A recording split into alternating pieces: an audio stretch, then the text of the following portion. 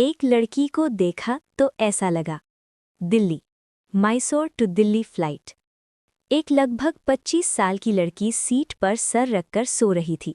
आंखें बंद करके वो अतीत के गलियारों में घूम रही थी। फ्लैशबैक। दिल्ली के सिटी हॉस्पिटल में एक डॉक्टर एक लड़की को कह रही थी कि दिव्या, तुम माँ बनने वाली हो। ये सुनते हैं उसकी कत्थई आंखें हैरानी से फैल गईं। उसे इस बात पर यकीन ही नहीं हो रहा था, क्योंकि आज तक वो किसी भी लड़के के नज़दीक नहीं गई थी और उसका पति भी शादी के कुछ दिन बाद ही मुंबई चला गया था। लेकिन उसने अभी तक दिव्या को कभी छुआ तक नहीं था। उसने चिल्लाते हुए डॉक्टर से पूछा, ये कैसे हो सकता है? तभी उसके पिता संदीप सहाय कहते हैं, इसमें इतने परेशान होने की क्या बात है, ये तो अच्छी बात है। दिव्या उन्हें ये भी नहीं बता सकती थी कि वो आखिर परेशान क्यों है।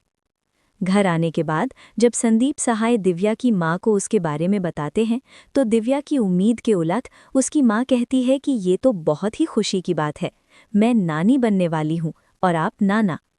नेहा, जो दिव्या की सौतेली बहन थी, वो भी ये सुनकर खुशी से उछलते हुए कहती है, और मैं मौसी बनने वाली हूँ, इस बात पर तो मिठाई बांटनी चाहिए। दिव्या की माँ, हाँ, और मैं भी उन लोगों को फ़ोन करके ये खुशखबरी दे देती हूँ। वो तुरंत दिव्या के ससुराल में फ़ोन करके ये खुशखबरी दे देती है और वहाँ पर भी खुशी का माहौल हो जाता है। सब लोग आने वाले नन्हे मेहमान के बारे में सुनकर काफ़ी ज़्यादा एक्साइटेड थे। उन लोगों को बताने के बाद दिव्या की माँ उससे कहती है, अब तुम बिल्कुल भी लापरवाही करोगी, तुम्हें पूरी तरह से रेस्ट करना है और स्ट्रेस तो बिल्कुल भी नहीं लेना है। और हाँ, आकाश को भी फ़ोन करके बता देना, अगर तुम खुद उसे बताओगी तो उसे ज़्यादा अच्छा लगेगा।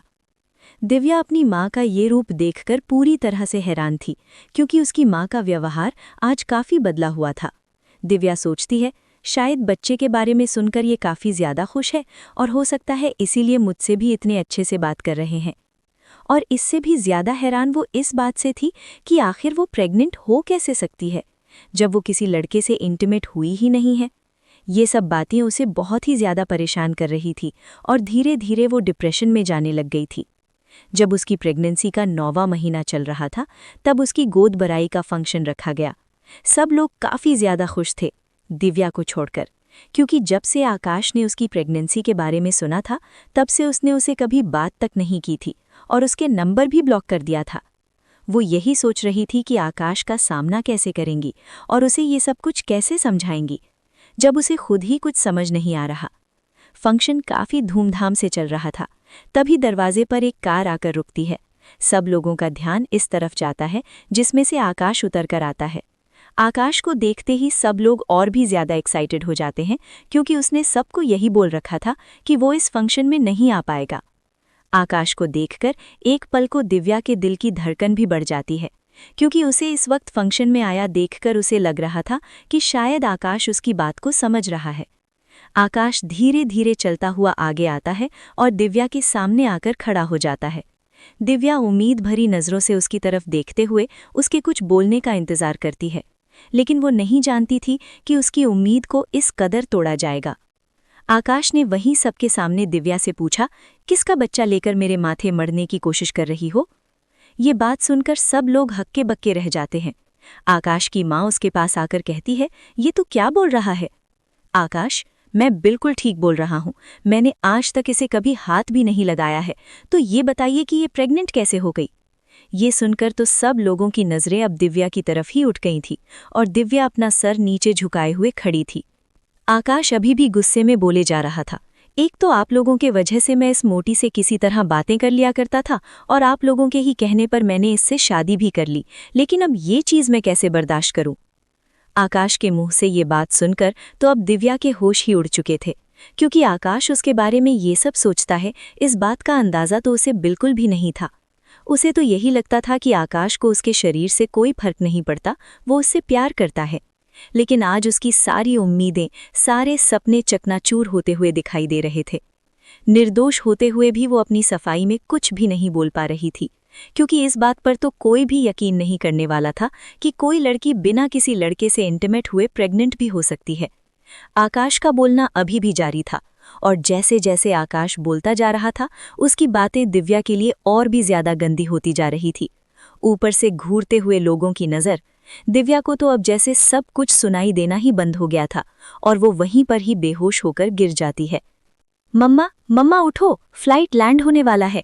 एक प्यारी सी आवाज दिव्या के कानों में गूंजी। जैसे ही उसने आंखें खोली, एक नन्ही सी प्यारी सी बच्ची अपनी गोल गोल आंखों से उसे देख रही थी। वो दोनों जैसे ही एयरपोर्ट से बाहर निकल रहे थे, सब लोग उन्हें ही देख रहे थे। लाल रंग की शिफान की साड़ी में दिव्या गजब के खूबसूरत लग रही थी। उसके लंबे बाल उसकी कमर तक आ रहे थे। वो चलते हुए ऐसे लग रही थी जैसे कोई नदी में चलते हुए सागर से मिल रही हो। दिव्या यहाँ अपनी एक खास फ्रेंड की शादी अटेंड करने आई थी।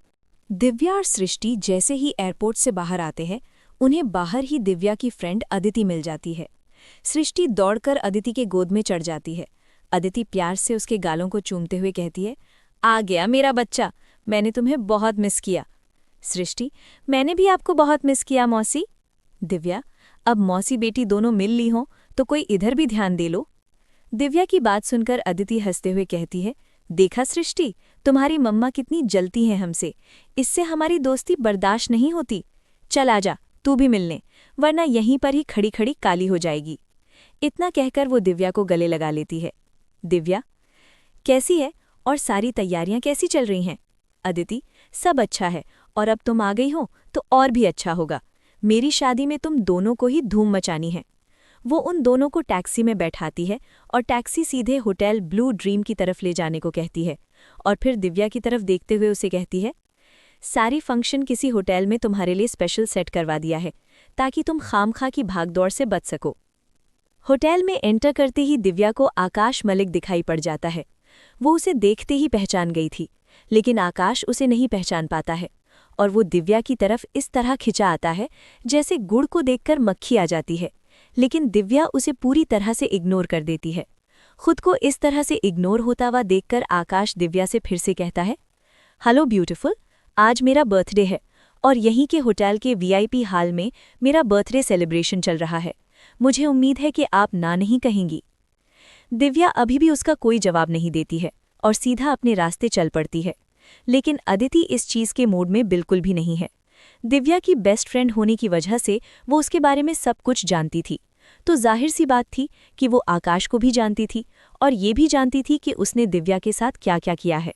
इसलिए उसने जानबूझकर दिव्या को जोर से आवाज़ देते हुए कहा, दिव्या, ये तो वही है ना तेरा एक्स हस्बैंड? लेकिन डिवोर्स के बाद भी ये तुम्हारे पीछे पीछे कुत्ते की तरह लार टपकाता हुआ क्यों चल रहा है? अदिति की बात सुनकर आकाश हैरानी से मुड़कर अदिति की तरफ देखता है और फिर दिव्या की तरफ देखता है। उसे इस तरह से हैरान होता हुआ देखकर अदिति आगे आते हुए कहती है, क्यों, क्या हुआ? पहचान नहीं पाई ना? ये दिव्या ही है। इतना कहकर वो सृष्टि का हाथ पकड़ती है और उसे लेकर आगे चली जाती है। दिव्या भी आगे बढ़ने लगती है। तभी उसके पास उसकी असिस्टेंट रजनी का फोन आया। उसने उसे बताया कि दिल्ली शहर का सबसे बड़ा बिजनेस टाइकून गौरव जिंदल उससे मिलना चाहता है अपनी दादी के इलाज के लिए। वैसे वो काफ़ी स्मार्ट है, तुम उसे डेट कर सकती हो, उसे छेड़ते हुए। तुम्हारे पास उसकी फ़ोटो भेज रही हूँ, देख लेना।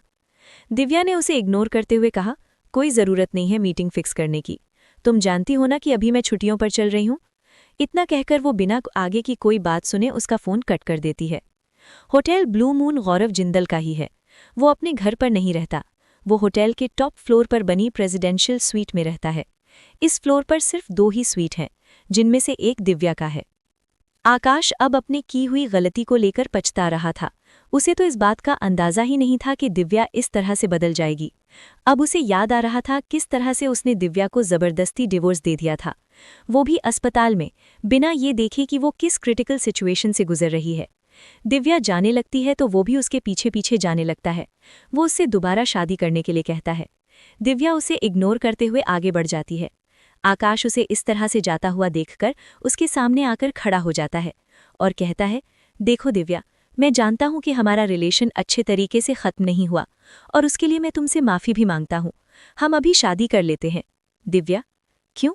मैं तो कैरेक्टरलेस हूं ना, मेरी एक नाजायज़ बेटी भी है, तो समाज में तुम्हारी इज्जत नहीं उछलेगी। आकाश, उसकी चिंता तुम मत करो, मैं सबको बोल दूंगा कि वो मेरी ही बेटी थी, बस तुम हाँ कर दो। दिव्या, मैं तो बस तुमसे ही प्यार करता हूँ। आकाश के मुंह से इतनी बेशर्मी से ये सब बातें सुनकर अब दिव्या को उसकी बातों पर बहुत गुस्सा आ रहा था। वो कसकर उसे एक थप्पड़ लगा देती है और कहती है कि आइंदा से मेरे सामने आने की जरूरत नहीं है।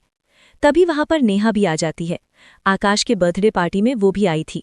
उसने अब तक आकाश और दिव्या की सारी बातें सुन ली थी, लेकिन जैसे ही दिव्या ने आकाश को थप्पड़ मारा, वो आगे आते हुए दिव्या से कहती है, तुम्हारी हिम्मत कैसे हुई आकाश को थप्पड़ मारने की?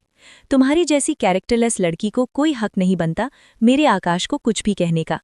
दिव्या नेहा की तरफ देखते हुए कहती है, इस इंसान के लिए तुमने अपनी बहन को चीट किया है। देख लो उसका असली रूप। वैसे तो मुझे तुमसे कोई खास मतलब नहीं है, लेकिन फिर भी एक बड़ी बहन होने के नाते तुम्हें समझा रही हूं।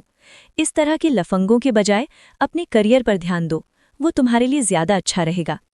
इतना कहकर दिव्या वहां से चली जाती है। अदिति भी उन दोनों को आराम करने के लिए बोलकर चली जाती है और सफर की थकान की वजह से दिव्या और सृष्टि दोनों ही सो जाती हैं। जब सृष्टि की आंख खुलती है तो वो देखती है कि उसकी मम्मा सो रही हैं, तो वो बाहर निकल जाती है होटल देखने के लिए। जैसे ही वो लिफ्ट के अंदर जाती है, तभी लिफ्ट में उसे एक बेहद हैंडसम आदमी दिखाई देता है। ये आदमी और कोई नहीं, दिल्ली का दिल गौरव जिंदल था। लाखों लड़कियां उस पर मरती थी, लेकिन वो किसी को भी अपने पास नहीं आने देता था। तभी अचानक लिफ्ट अटक जाती है और लाइट चली जाती है।